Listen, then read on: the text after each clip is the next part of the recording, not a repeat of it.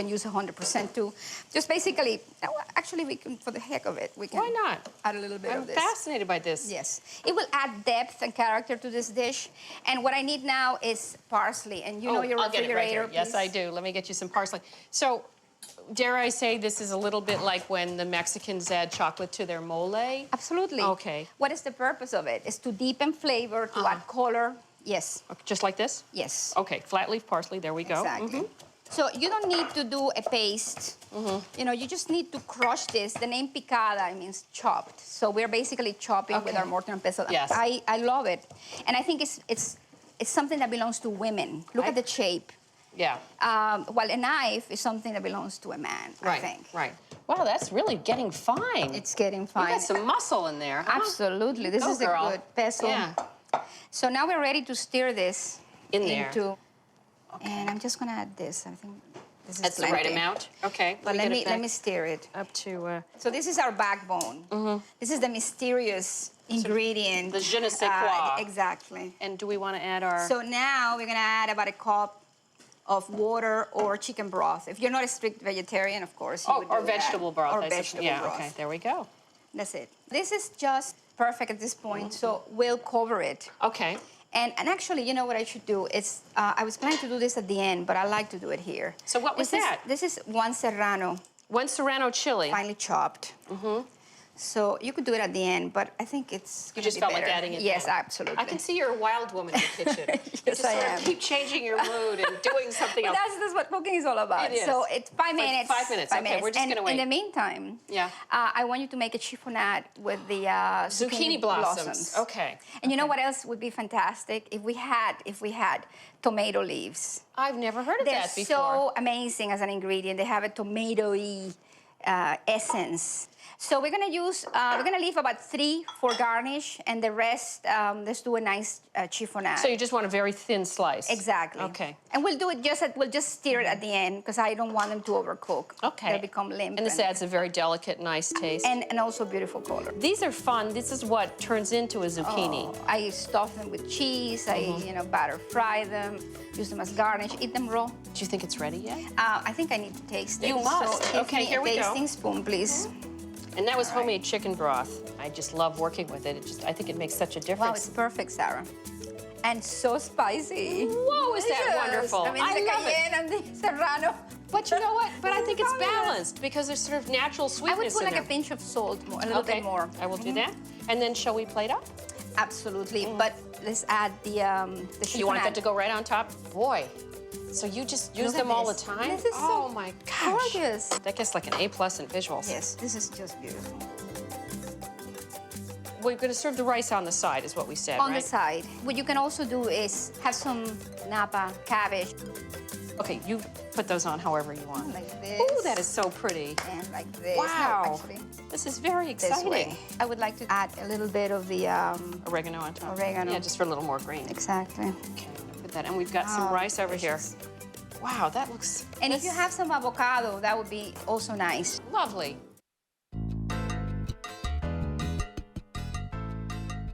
The year was 1960. Castro's revolution had changed Cuba forever. But 13-year-old Lucila Jimenez's mind was not on politics, but parties and boys. One in particular, a young medical student bound for the U.S.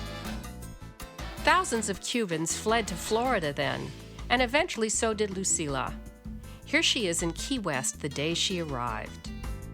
And the medical student? They reunited and married. 50 years later, 7 grandchildren call her Abuela. Along the way, she started a successful chain of bakeries in Miami. She still loves cooking the dishes she learned from her own grandmother back in Cuba.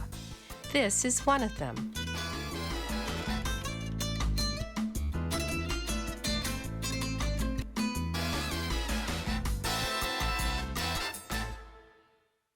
What are we making today?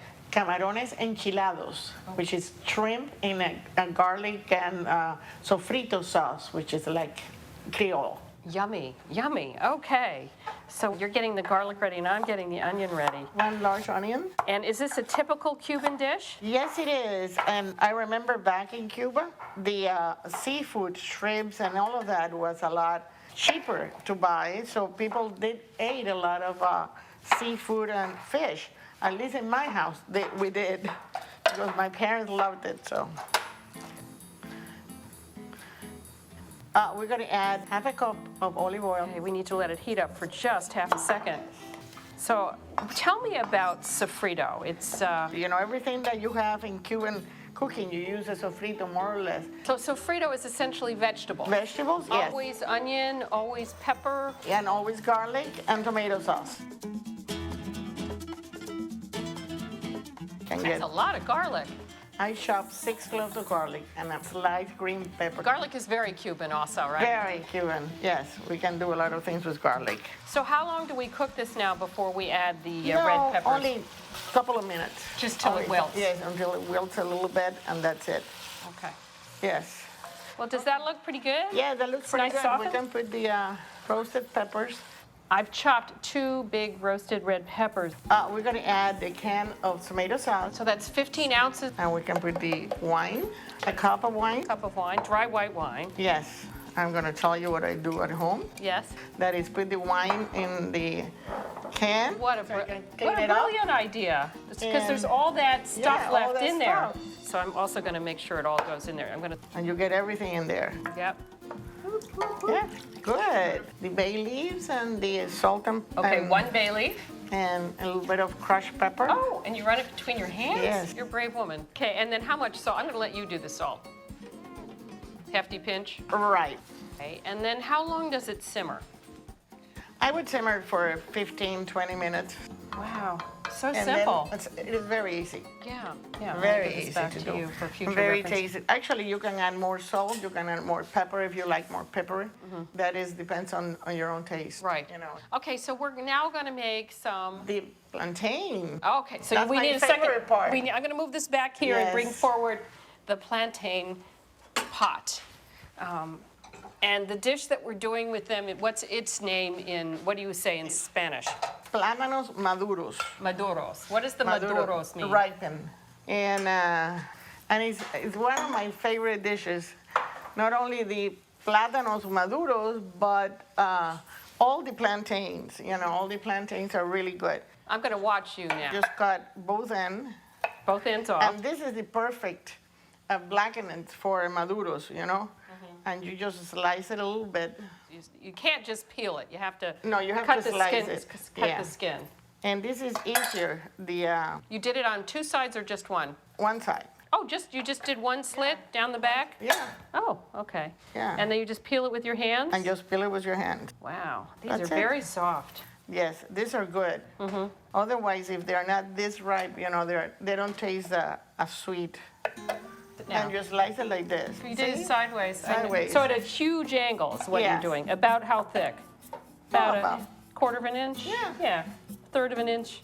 Okay, does that look okay? Yes, that looks beautiful. Yeah. It's 325. Should we put the plantains in? Yes, sure, we can put them in.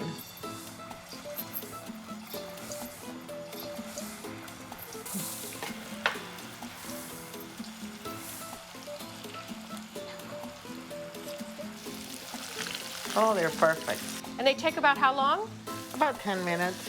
Tell me about plantains. You can have it ripe and fry like this. You can have it green and Let's line them up. Let's take a look at you these have 3 it guys. green. You can have, and the very ripe ones, the ones that we're using here. Okay, so what do you use these guys for? That one we use it for tostones, which is twice fried green plantains, or we can use it for chips, you know, for like potato chips, but we call it mariquitas. So this is closer, it's very starchy. It's like Yes. more like a potato. Yes. Okay. My- So it goes from very starchy to very sweet. Very sweet. My great-grandmother was died at 97. She always had one of this at night, you know, dinner time, chop it up in like 3 places, boiled, and she said that was the secret to her longevity. Oh, geez. Okay, I have to start investing in green plantains. Or is it plantains? How do you- Plantain. Plantain. Those look like they're sort of done. Yes. Are they? Yeah. So what do we do now? We need to We drain put them. Yes. Actually, I'm gonna bring them one by one so I can put them separated. Oh, I see. Otherwise, do they all sort of smush Yes, together? Yes. And how do you serve these in a meal? As a side dish? As a As a side garnish? dish. Yeah. Okay, we're all done in here. Okay. Wow. All right. Well, I am going to go back and get our sofrito, Yes. and we are going to continue with that dish. And let me get the shrimp. Let me turn this back on. Yes. And this looks good. That looks wonderful. So the shrimp just go right in there now? Yes. And these This are is boiling. peeled and deveined shrimp. Yes.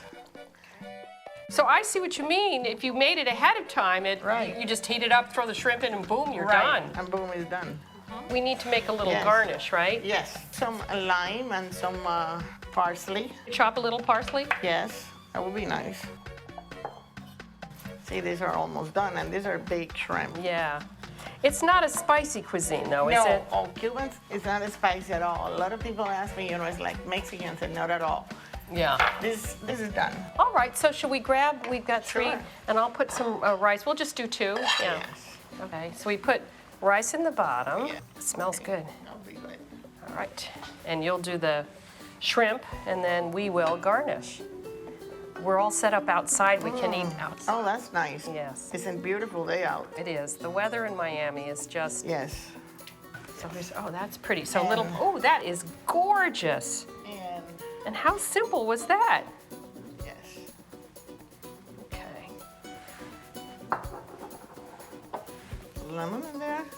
And we can put our plantains. Even they look very, very dark, that's the way it is cooked. Okay. Do we serve them on the side? Yeah, we can put them in the side. So, We'll do yeah. that. Let's go put Okay. these on the table, and then Okay. should we take this all out to the Yes. backyard? Let's go. Okay.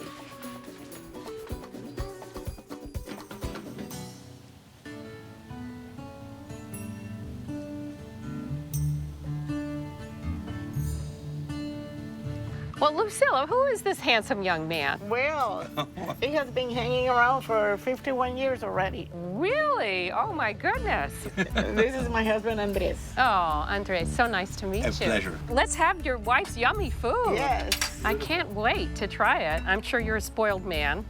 Oh, that was so good. And that was so easy. Tell me, though, I have to ask you, what is it about Cubans and plantains? It's Well, we have plantains every day in one way or another. every day. Practically, yeah. If you don't have it at one meal, you can have it at another meal.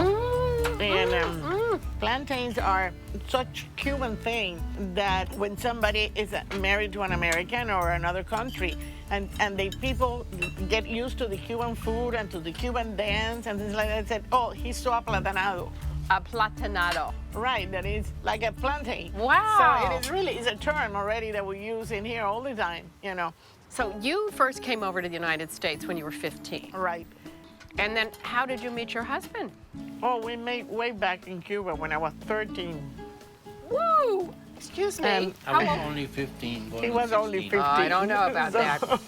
My goodness, so you really have been sweethearts forever. Yes. So Lucilla, I know you had 4 bakeries, and you still bake. Yep. Tell me what's in that cake. I can't wait. It's a rum cake. Rum And cake. it's really good, really moist. And it's gorgeous. Thank you. Yeah, that's next. But meantime, I just want to thank you both for joining me. However, I have a question. Is there a Cuban toast? Salud, amor y pesetas. Okay, I like Amor that. y But now you have pesetas. to- okay, but tell me now, what does it mean? Salud, health, amor, love, and pesetas is wealth or money. What else do you need? I like that. I like That's right.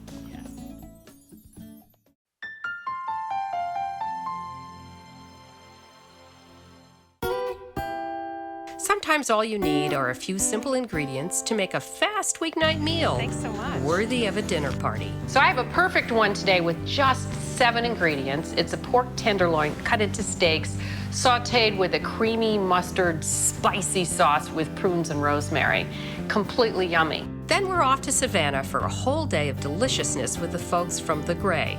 Their James Beard Award-winning chef, Mashama Bailey, kicked things off with another easy, elegant meal. What I'm making tonight is a dandelion green salad and also a duck dirty rice. Later, The Gray's Jono Morisano takes me on a tour of Savannah's super secret food spots. Sausage gravy biscuits. You weren't kidding, that's a big Yeah, portion. it's a healthy portion. Back home, My old buddy, Floyd Cardoz, brings the easy elegance with his signature Indian kebabs. I love kebabs. Okay. Everyday elegance is the name of the game today on Sarah's Weeknight Meals.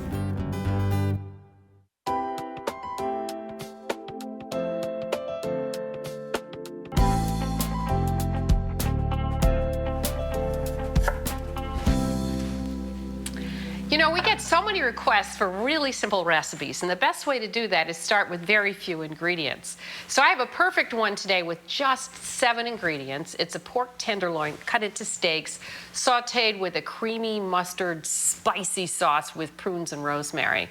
Completely yummy.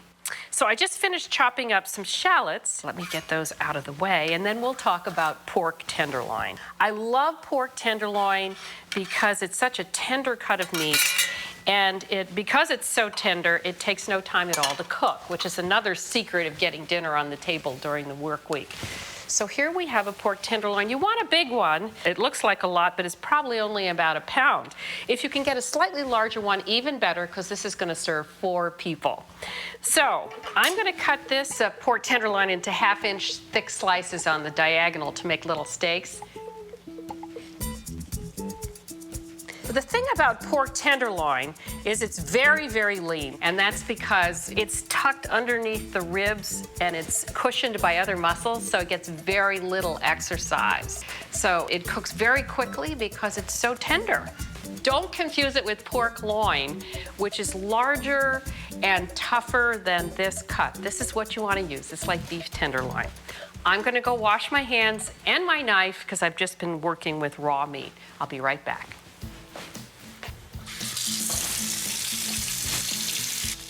So, I'm going to season my pork. You want to season it right before you put it in the pan. I'm just using salt. We don't need pepper because we're going to have hot pepper flakes in here. I'm going to use my tongs to turn them over so I don't have to go wash my hands again.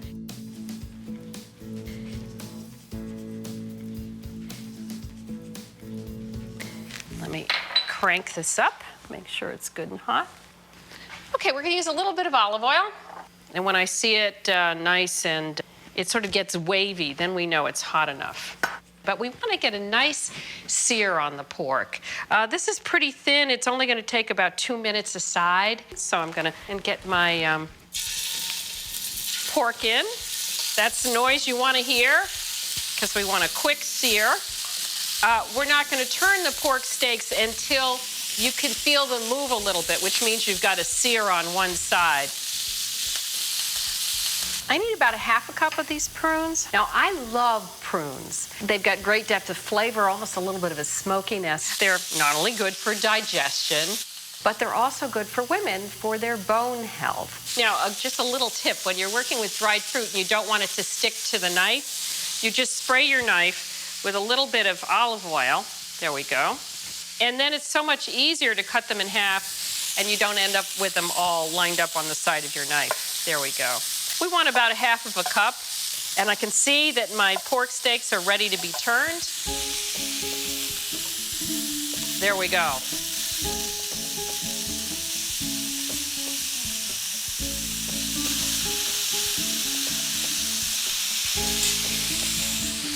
All right, those are going to take another 2 minutes.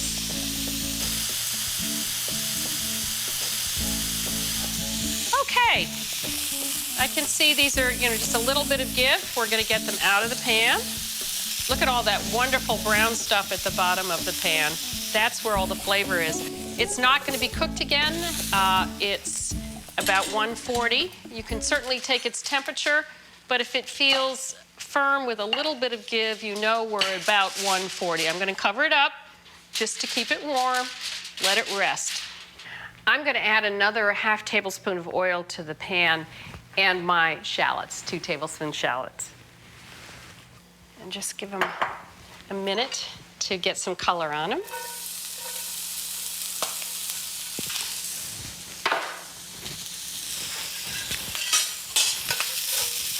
This just adds nice depth of flavor, onions and garlic. I could have added garlic, but I was trying to keep the number of ingredients down. I'm going to measure some white wine. I need 1/2 cup. And a dry white wine is what we're looking for here. I'm going to take the pan off the heat and add the wine to it.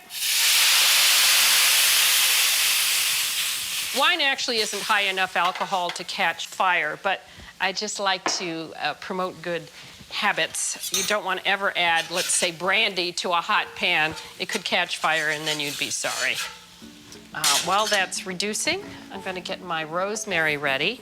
We need about 1.5 tablespoons of rosemary.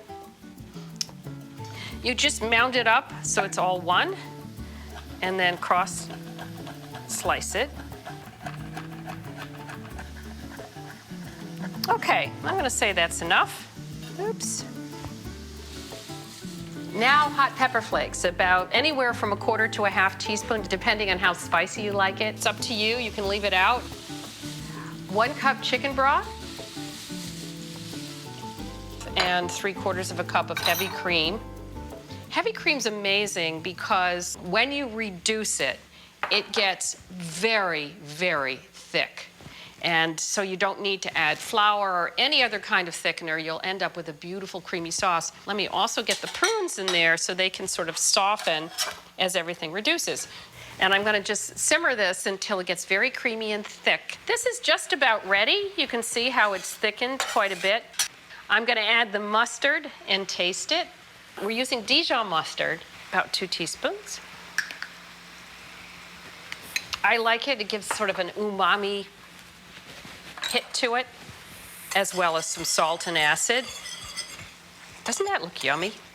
Now, I'm going to take the juices from the pork. You see those juices? I'm going to let it simmer a bit while I get the pork on the plate. But if it gets too thick, all you need to do is add water. This is 1 portion. We'll do, oh, I don't know, 3 happy little medallions. Oh, what the heck, we'll do 4.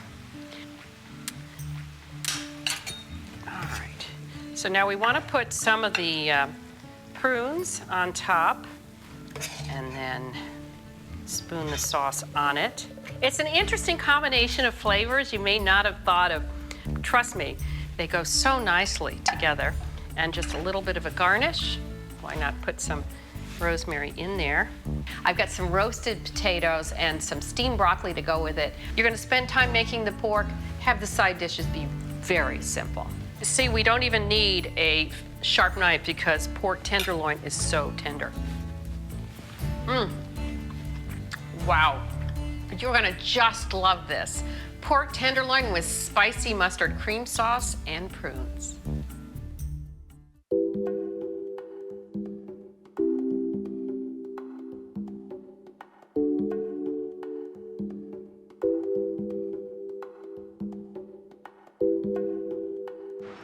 One of the coolest restaurants in Savannah is the Old Greyhound Station, gussied up into a sleek new restaurant, The Grey. Nice first push, everybody.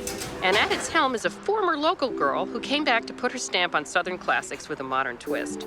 Kind of like the old bus station itself. Except that space was segregated and this space is run by a powerful young black woman. Yeah, it's ironic, but Mashama's food speaks for itself. I found that out when I went to cook with her at the home of her business partner, Jono Morisano. All right, so what I'm making tonight is a dandelion green salad with some squash and pecans and a little chili darble for some spice, and also a duck dirty rice. All right. Ooh, Yeah. that's exciting. So I'm excited. Yeah. I'm gonna go get some wine. All Oh, right. I think we need that, yes. Absolutely. See you when you get back. All right. What you can do is mince the garlic and cut the sun-dried tomatoes really small. That'll be perfect. All righty, I can do that. And you're going to get started on Yep, the dressing. and I'll grab the pecans out the oven. Now, this is a fascinating dressing. Did you come up with this? Yeah, I think I did. I'm obsessed with nut milks lately. Okay. Just- isn't it funny how you go through fads Yeah, when you're a exactly. chef? Yes. I love the texture of them. I love the complexity of them. This adds a little bit of body to the dressing. About a cup of toasted pecans. I toasted them at 300 degrees just to get that even sort of toasted flavor. Okay. So I'm gonna add a cup of water. Okay. Because I want it to be nice and thick. And you can add it all in together. Great. And then I'll put the lid on. Okay. Okay, now you turn it on. There you go. All right.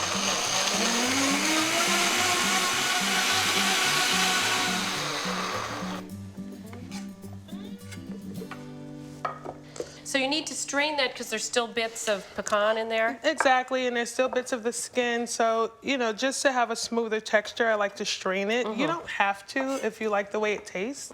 So tell me, yeah, you're going to put that in, and then let's talk about the sugar. As you said, you're adding sugar to counterbalance the bitterness of the dandelions. The bar manager at the Gray uses this raw sugar, so I decided to incorporate it into a dressing, which I think it works. Yeah, so we did a simple syrup, and see how dark it is from the molasses that's in the raw sugar. So it's equal parts sugar and water.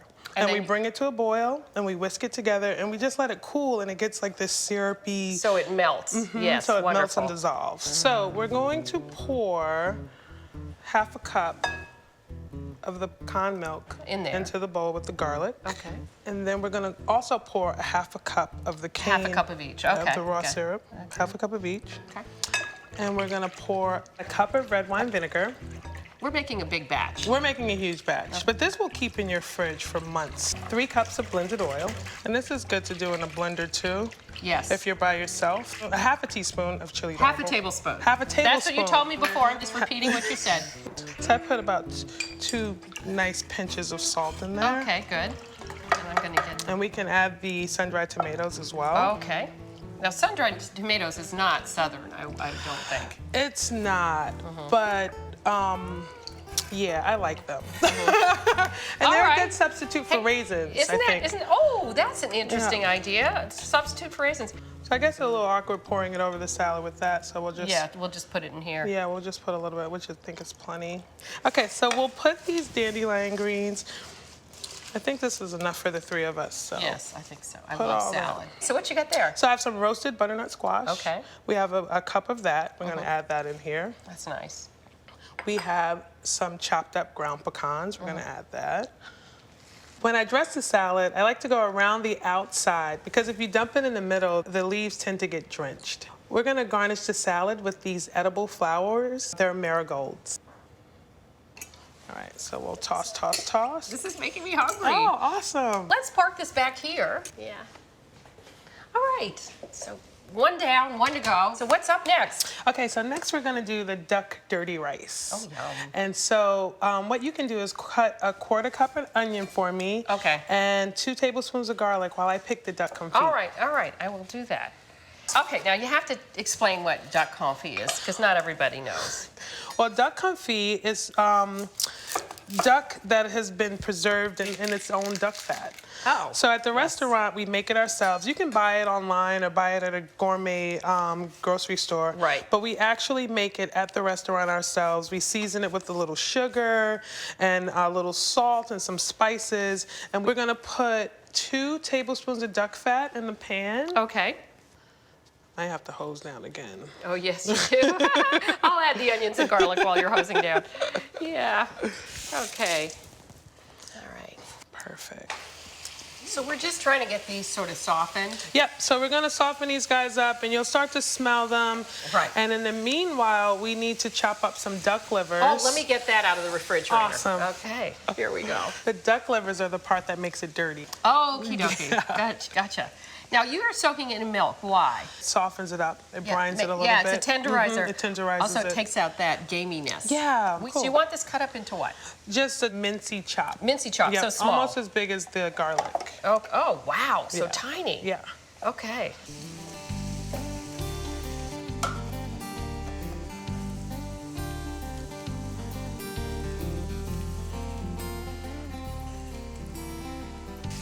Okay, so this is brandy. Yeah, Oh. so we're gonna add 2 tablespoons of brandy. So Okay, brandy. so we just reduce that down? Just reduce that down. It adds a fragrance to it and just kind of adds a little bit more Ooh, I complex. can of get it. Yeah, I love it. Okay, so what's going to happen next? So next we add our Carolina gold rice. 3 cups of that. So Southern.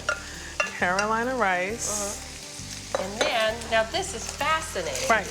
So this is farro. This is farro verde. Okay, and that is... And this is a wheat berry. And it adds a bouncy, fresh texture to Nice. it and flavor that just kind of elevates it a little bit. Nice.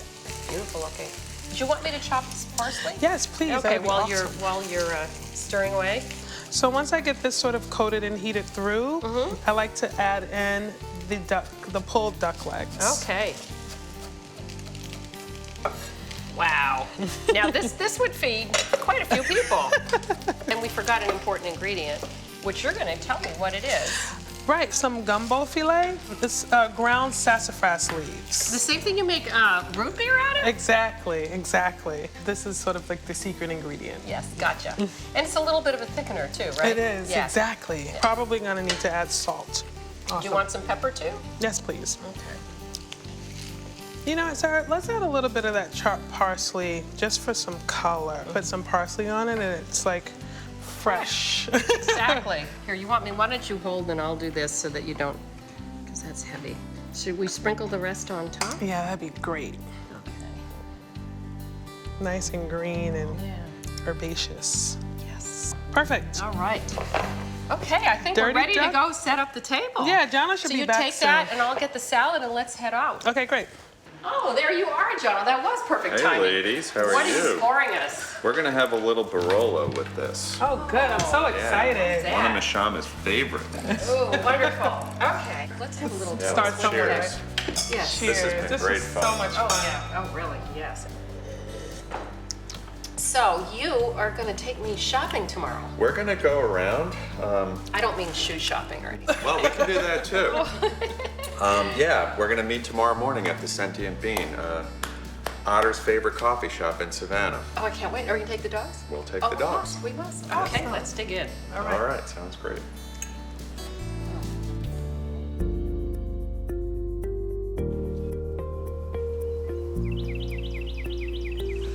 Hey, Jono. The next morning, I met Jono at his favorite coffee shop.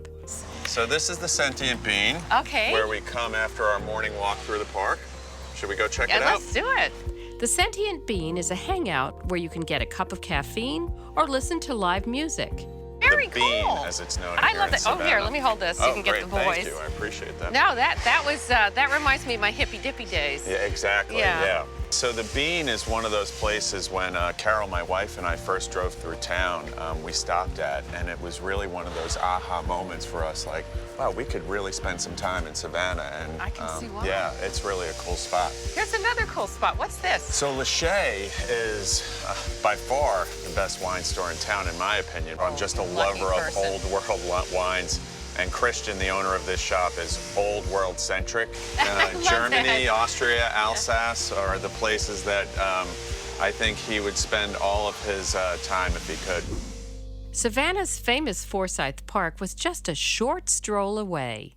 And now from here, we're gonna go to a place you'll only find in Savannah, a breakfast spot for the ages.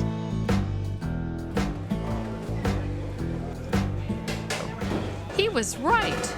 Nairobi's grits and gravy isn't on a tourist map, but it should be. I think it's a good choice. Thank you, sir. Sausage gravy biscuits. You weren't kidding, that's a big portion. Yeah, it's a healthy portion. This is really busy, huh? Yeah, as my dad would call this place a working man's joint. Right. And then this is kind of the food that sustains people, right? You know, the starchy carbs and the grits and the offcuts of meat. These biscuits are good. On Indian Street, another hidden gem. The Service Brewery, run by an Army vet with a mission. Kevin, the founder and owner, wanted to build a brewery that focused on employing vets and honoring vets, and that's what he's built here. Everybody that lives in Savannah is really proud of this place. It's one of the first micro brews that popped up in town, and we all think of Service as ours here in Savannah.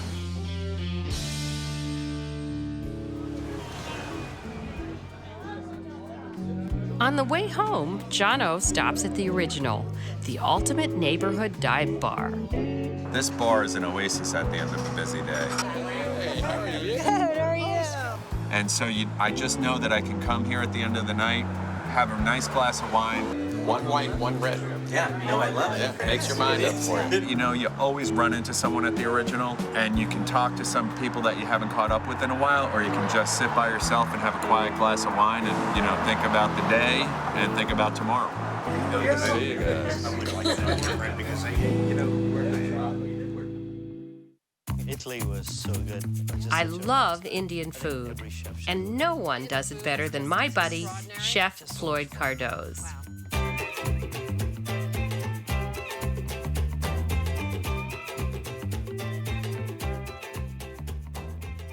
Kebabs are a common street food in India, but I'm sure Floyd's kebabs are better than any street food in India, right? I love kebabs. Okay. But I'm a little confused. We're making these kebabs, but we're making burger kebabs? That's a good way to call them. You get different kinds of kebabs in India. You get the kebabs that are skewered. You get the kebabs that which are like yakitori, which are done on charcoal. And you get kebabs that are done on a griddle, which are called shami kebabs. Now, this kebab is kind of a mix between a seekh kebab, which was a kebab on a skewer, and a shami kebab, which is a flattened one on a griddle. Okay. I've taken something from the north, I've taken something from my home. So it's This is a Floyd kebab. This is a Floyd kebab. Okay, I got it. All right. So I'm grating 2 tablespoons of ginger, and we're working with jalapeno this time? We're gonna use jalapeno. I also got some garlic. Okay. And we need onion too, right? So I'm going to put the onion here. We have 2 cups of onion because I know you're dying to use my little tool here, my little bench scraper. And we also have some ground beef. You know, while you're chopping that, can I ask you about garam masala? Because that's going to be the spice mix that we're going to add. Can you tell us what is garam masala? Okay, garam masala is one of the spice mixes that are very common to Indian food, especially in the north. And it's more of a finishing spice. Oh, finishing. So you always add it towards the end, or you add it to something that you're going to cook very quickly. If you're making a braise, like a curry, you'll add it at the end. So we have our garlic. And you want me to chop up some cilantro. Okay. So I have my ground beef, add a little bit of salt. And we have the egg. And pepper. Did you put your garam masala in already? We need about a half a tablespoon. Okay, I'm gonna just guesstimate. Should I mix this with my hands? Oh, yeah.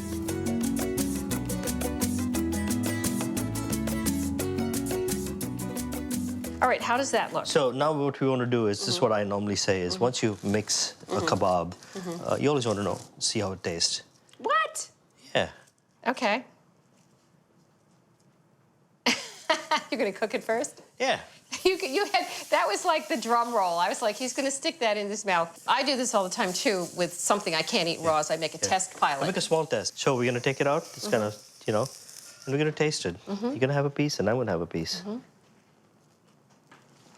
Oh my goodness, that is delicious. It's got some heat to it, but you could always put less chili.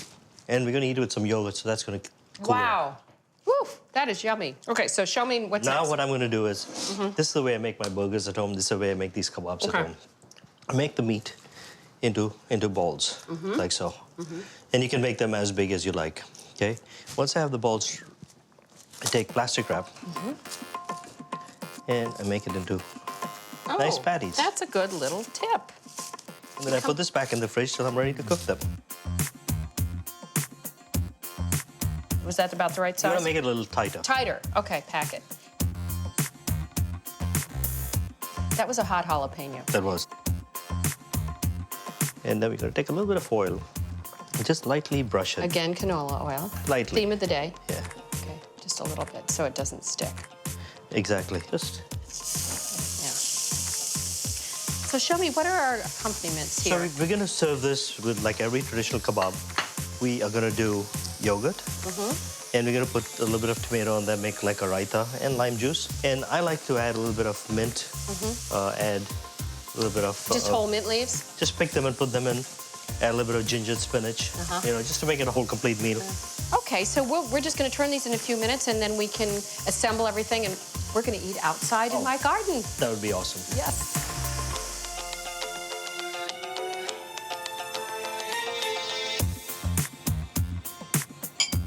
So we've got Chardonnay here, but what would you recommend with Indian food? You could have it with red wines, Shiraz, Merlot, Anything Cabernet. goes. Anything goes. Yeah. As long as it's not an old wine, Yeah. and as long as there's not too much of chili in there. Yeah. If there's a lot of chili, then I would say go with the Shiraz or a Zinfandel. Okay. These work very well. All right. Well, listen, thank you so much for coming. I hope we've inspired you to travel to India during the week in your very own kitchen. I'm Sarah Moulton here with Floyd Cardoz. I'll see you next time for more of Sarah's Weeknight Meals. Let's dig in. What I like to do is Hold on. like to add a little bit of lime on top.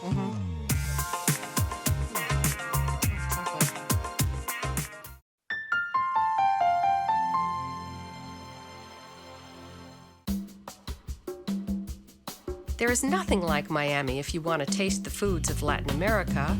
When all those cuisines mingle with our own, there are some surprising combinations. Like this one from Miami food blogger Patty Ruiz. We're gonna make a Cuban dish, chicken vaca frita, and then we'll make a mango salsa with a little bit of avocado, and that way we're gonna make it as authentic as we can. This is so beautiful. Was it good? You be the judge. So good. The mango, the avocado, the jalapeno, so good. The citrus, fantastic. And then We asked people to come up with a recipe using ingredients within 50 miles of where they lived. One person in Charlotte, North Carolina, came up with something completely original, Southwestern dessert tamales. Latin with a twist. Today on Sarah's Weeknight Meals.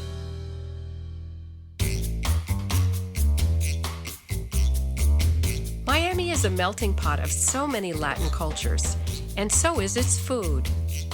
And nothing says Florida like seafood. Garcia's was started by 11 fishing brothers from Cuba. You can still find Mama and her sons manning the fish counter. Out back, I watched fishing boats pull up as I tucked into pricey but tasty stone crabs, the signature seafood of Miami.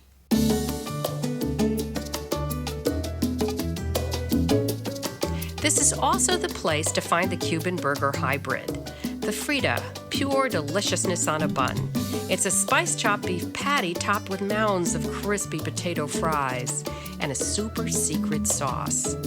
There are hot debates over the best Frita joint, El Rey, Cuban Guys, or Mago de las Fritas. What makes my father and El Mago special is his consistency, his love. He's always here from morning to end. I don't know the recipe. It's only made by him. He's here every day.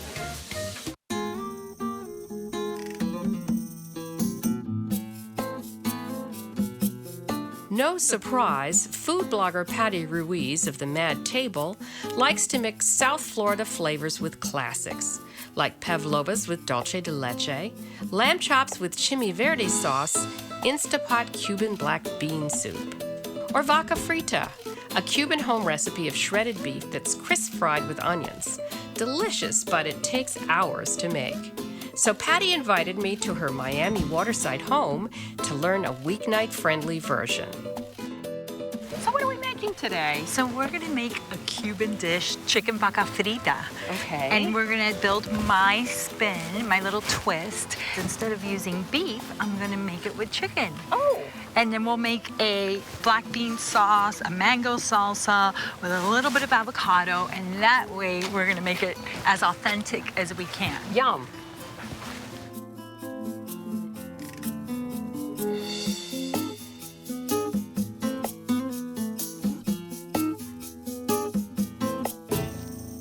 So what's the first step here?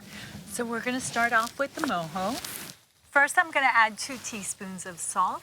And you're using an actual mortar and pestle. I am. Boy, that's good for the muscles, the arm muscles. It is. Now I'm adding a ½ teaspoon of peppercorn and 10 cloves of fresh garlic. Oh, and lots of garlic. And lots of fresh garlic. No kissing tonight. And I'm gonna mash it all with my mortar and pestle. So tell me, what is mojo? So mojo is a traditional Cuban marinade. You can use it as a dipping sauce, you can use it on sandwiches, you can use it for meat, and in this case, we're going to pour it over the shredded chicken. The shredded for our chicken. Chicken vaca frita. Terrific. You think Okay. it's ready? I think Looks so. good. Okay. So now what we're gonna do is we're gonna transfer everything into this bowl and add the rest of our ingredients. And a teaspoon of dried oregano. Is that traditional? Yes. And 3/4 cup of fresh lime juice. Don't even think about getting that bottled stuff. I mean, we're in Florida. You need the fresh stuff. To that, I'm adding a ½ cup of fresh orange juice. I could see that would have many uses. Oh, You could put it on all definitely. sorts of things, yeah. And now we want to slowly stream in 3 tablespoons of olive oil. Is that what you would use in Cuba? Absolutely, yes. Okay. And now we've got a traditional Cuban mojo. Okay, we'll pour it on here. Yes. Oh, that's so pretty. Isn't that beautiful? This feels very healthy. Yes. And tons of flavor. And this was cooked chicken that we shredded. Yes, cooked So chicken. you could use rotisserie chicken. You could, absolutely. Okay. And now we would like to set this aside, right? If you have time, absolutely. Okay. So we'll just set it aside while we make our other ingredients. So what's next? So next we can start with our fresh mango salsa. And what would you like me to do? Can you cut up a small avocado, please? So this is the traditional Mexican Haas avocado. Yes. Okay, I am going to show you a safe way to cut up an avocado, okay? Because most people do it in the air and then go like that with the pit. You feel very macho, but if you miss, it's bad news. So I learned this from the California avocado folks.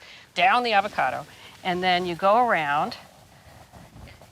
So I've now got the cut that way. I turned it a quarter turn, and I'm going to do it again. Because this is the whole point, is getting that pit out is a little fraught. But when you do this, the pit just pops. Oops. Oh, wow. Yeah, there we go. I love that. Isn't that cool? That's awesome. You know, these are the little things that make us so happy. Tell me what else goes into the salsa. Okay, so we're going to start with 3 ripe, fresh mangoes diced. That looks yummy. I love mango. It may be my favorite fruit. And then I'm going to add a 1/4 cup of diced red onion. Love the color Yes. of the red onion with the mango. Here I have a 1/2 chopped red bell pepper, and I'm going to put it in here. Do you know what I do with the red onion sometimes is I soak it in ice and water for 20 minutes, which takes out that bite and the bad breathiness that they bring to a dish. It's brilliant. Yeah. I like that. I've got some diced jalapeno, a 1/2 jalapeno seeded and minced. It looks like you took out the seeds and the ribs. Yes, absolutely. Is that because you thought that I was not a spicy girl, or you just don't like the seeds and the ribs? Well, we're going to have some crushed red pepper as well, so it could be a little too much heat. You know, I'm at a stage where I just love a lot of heat. A 1/2 teaspoon of ground cumin. And this is going to be delicious. It's got so many of my favorite ingredients. Should I go ahead and just put the avocado in? Yes, I think so. Okay, and I'm going to add extra red pepper since you like heat. Okay. That is gorgeous It's right there. beautiful. Yes. I'm so excited. I can't wait. I'm going to add a 1/4 cup chopped fresh cilantro. Here we go, all of it. And if somebody hates cilantro, You can use parsley, mint, fresh mint. mint would be wonderful, delicious in there. yes. Yes, absolutely. Okay. And then, Sarah, can you please squeeze a 1/2 of a fresh orange and a 1/2 of a fresh lime? Oh, yummy. I love citrus, I have to say. It's a game changer. It is. It just brightens things up. Okay. Yeah, oranges. We're in Florida. Of course, we got to do something with oranges. Yeah, and I like the combination of the lime and the orange. yes. That's it, and a little olive oil. Okay. Just a little I'm drizzle. learning. All right. Put this right And we here. did put some salt in there, too, I remember. Oh, this is so beautiful. Isn't it? Ooh. Does this benefit from sitting for a little while, or do you pretty much want to eat this right away? I mean, I want to eat it right now, but Either way, I mean, if you can wait a few minutes, you can let it sit just so the flavors come melt. together, yeah. Now we can go on to the onions. Okay, so how do you want me to slice this? So if you can slice them into 1/2 moons. Half moons? Yes. So don't follow the ribs? No, please. Okay, now why half moons? That's so interesting. I think it just goes better to have smaller pieces of onions. So this is chicken vaca frita? Chicken vaca frita. And is it normally done with chicken? Traditionally, it's done with beef. Huh. But it takes a little longer when you make it with beef. Right. And with chicken, you can easily make it a weeknight meal. We're using a already cooked chicken. Yes, So rotisserie absolutely. chicken or some chicken you've cooked before. Right. I see that. So it's just a lot faster. With the beef, what cut would you use? You can use a chunk or a flank. Oh, how thick do you want them? Slice them thin. Thin? Yeah. Okay. So about like that? Yes, that's perfect. And now we fry it up. So you want to cook your onions first, and I like using the same skillet that we use to Why cook not? the onions because it's got all that flavor. I'm gonna pour some oil in our hot pan. Also, it's one less pan to clean on a weeknight. Yes.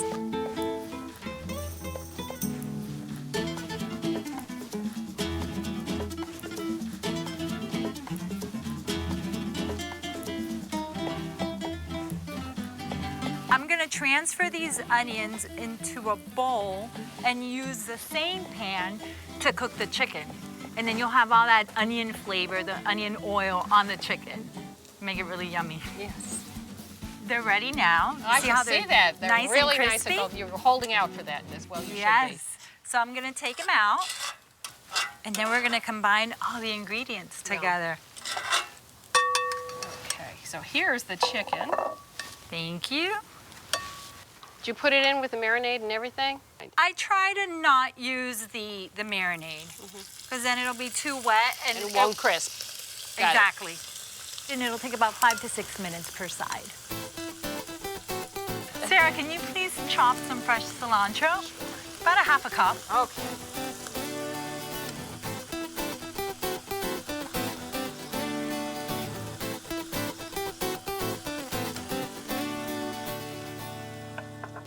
Geez, that looks pretty nice. You see how nice and crispy it Yeah. is? That's exactly what you want. Okay, so now what? So now I'm gonna transfer the chicken into this bowl where we have our caramelized onions. And we're gonna give it a stir, add some fresh lime juice and some cilantro, and Oh, you want me to get some lime ready here? please, yes. Alrighty. You're gonna put some salt in there too? Yes. So we season it again. Do we want a whole lime or just a half a Just lime? a half. Okie doke. And then you want me to just sprinkle the cilantro on top? Please, yes. Woo! I gotta hold on to it here, it's windy. Okay, come back here. Flying cilantro, there we go. Oh, that looks so good. Today, instead of eating it with white rice, which is how you would normally eat it, we're going to char some tortillas on the grill, and we're gonna have chicken vaca frita tacos. Yummy. So if you want, you can give it a stir. I'm gonna go ahead and start the tortillas, and then we can start assembling our tacos for lunch. Sounds wonderful. I'll get the other parts.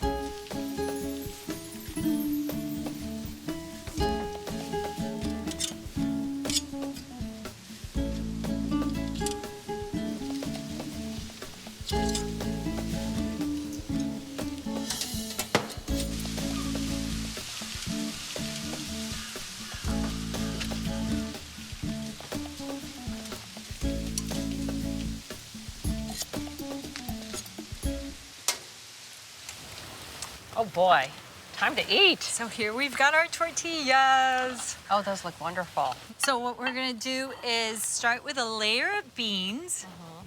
I just want to say that the recipe for the beans will be on the website. Yes. So don't despair, you'll have all the parts of this. Add a little bit of the chicken vaca frita with the caramelized onions. And do you want me to do the salsa? Yes, and then you can please. start setting up a second one? All right, thank you. Ooh, and we've got cerveza. Yes. Oh, this looks so good. Oh boy. Oh, look at And the this. cilantro and the lime. Yes. I love all the citrus you put into every part of this. Would you like some fresh lime Oh, juice? yes, of course. So here you go. Here. Thank you. And here's your napkin. Yay. Boy, if I lived here, I'd have every single meal down there and some cocktails. I mean, wow.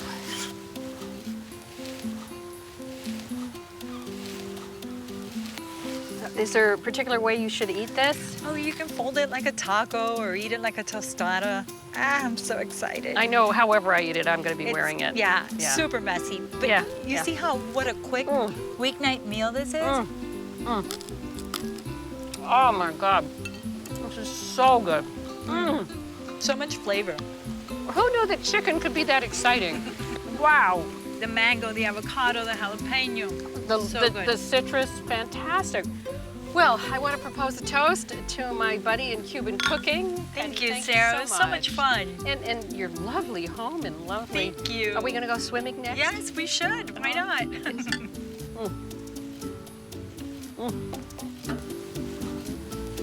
Wow, so good.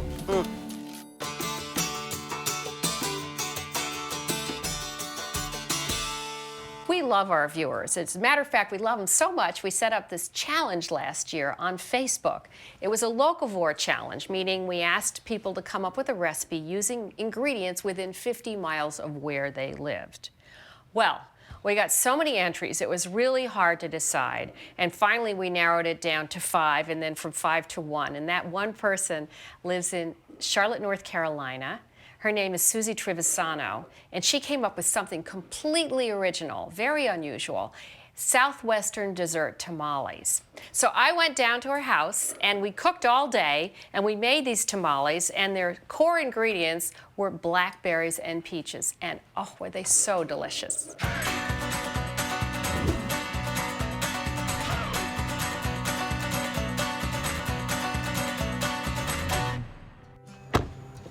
What a gorgeous house. Welcome. How nice to meet you. It's so nice to meet you, too. Oh, nice to meet you. Boy, is that an incredible recipe you gave me. Thank you so much. With that fruit and a tamale, wow. Thanks. I'm looking forward to making it with you today. What are we going to do for fruit? Let's get some peaches and blackberries. Are these North Carolina peaches? They are. In fact, they're Charlotte grown. Whoa, all right. It doesn't get more local for than that. Okay, let's get in my car. So Charlotte is so beautiful, but I'm fascinated. Why did a Charlotte girl come up with a recipe for tamales, for dessert tamales? That's a great question. I'm actually a native of northern New Mexico. I made tamales at Christmas with my neighbors and learned how to make dessert tamales, and I've been doing it ever since. Wow, it's just brilliant. All right, this is cute. Wow, this is a cute little stand. This is Go-Go Fresco. It's a mobile pop-up farm market. Oh. And it goes to a different location every day and donates a portion of its proceeds to local charities. And today, they're donated to this Friendship Garden, which grows and donates produce to Charlotte's Homebound. And it's right in the middle of town. Right in the middle of town. That's amazing. It is. A city garden. Wow. Wow. So we need lots of peaches. Can we even buy this whole thing? Yes. Okay. These are beautiful blackberries. And how many of these do you think we need? Probably about 4. About 4. Organic, local, you can't beat it. No. Yes, everything comes from farms in and around Charlotte. Awesome. Thanks There you go. so much. Thank you. Appreciate it. All right.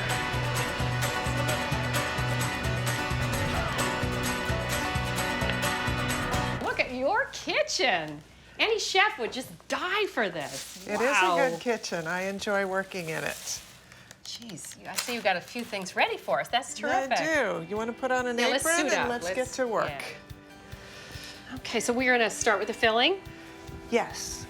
While I cut up the peaches, Susie added a 1/4 cup sugar, a 1/4 cup brown sugar, a 1/4 teaspoon black pepper freshly ground, 1/2 teaspoon cinnamon ground, a 1/2 teaspoon anise seeds toasted, a 1/2 cup of almonds toasted and roughly chopped. Oh, is that local salt? This is North Carolina salt from the Atlantic coast, and we're going to put a 1/2 teaspoon of that in. So you want 3 cups of peaches, I think diced that'll peaches. work. Okay. You know, so let's make the tamale dough now. Great. Bring these flowers. Oh, yeah. You got 2 different kinds of cornmeal. You're going to tell me about that in a minute. All right, let's get our bowl. And our bowl. Okay, so let's start with the cornmeal. Now you've got both white and... We have 2 cornmeals here, both milled in North Carolina, medium grind. One is a very white flour, has a very sweet flavor. This is yellow, and it has a very intense corn taste. They're both from North Carolina. Which one do you want to use? I think we're going to go with the yellow today. Okay.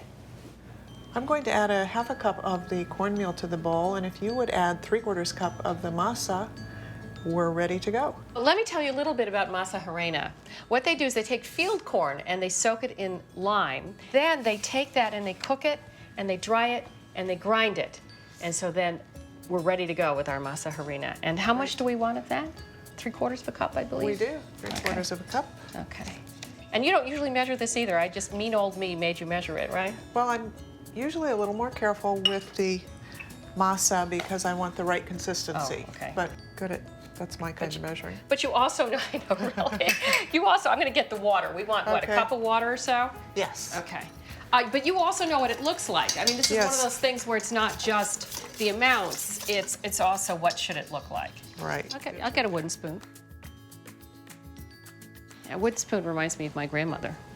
When I tested that, I actually added a little more water myself. A little bit is fine. Too much will make the batter very runny, and then it will never coagulate. This is actually fine. That looks good. This looks real good. Can I just feel it? Sure. With my impeccably clean hands? You should be able to pinch it, and it should hold its shape. That's great. Okay, you said